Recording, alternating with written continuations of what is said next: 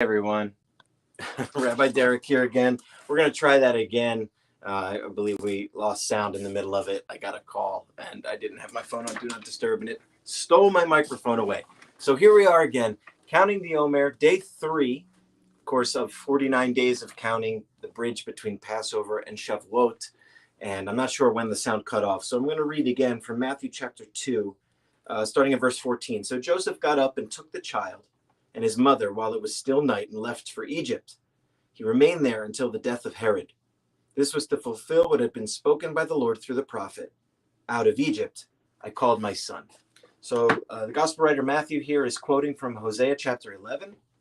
And it's interesting because in the Passover Haggadah, it refers to Israel as a nation, as a whole people. It calls them God's son, and God's son being redeemed out of Egypt. So in one perspective, the passage from Hosea and even here in the Gospels is referring to Israel as a nation, but Matthew is pointing out that this is also relating specifically to our Messiah. And of course, we know that to be Yeshua of Nazareth.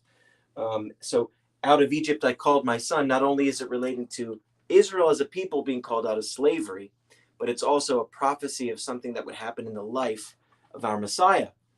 And even more interestingly, I think, is in our own lives, Egypt can be a symbol for slavery to sin, our time before we knew Messiah.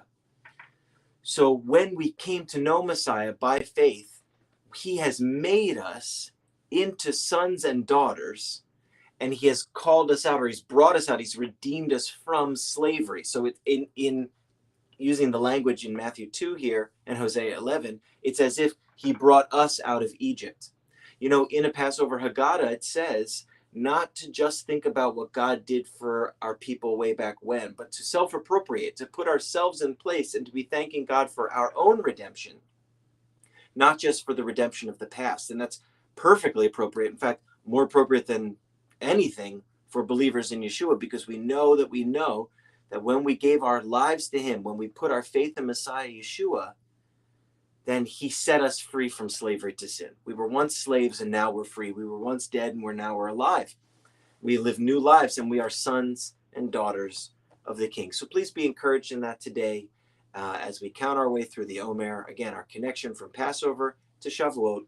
We've got all kinds of events going on at Beth Messiah this week. We've got our prayer meeting tonight, our Bible study tomorrow, and we've got our Shabbat service Saturday morning with a bat mitzvah. We have our Passover Seder Saturday evening and our Bikurim service on Sunday. All of the details of all of those things are at our website, bethmessiahsynagogue.com, and we hope to see you soon. Shalom.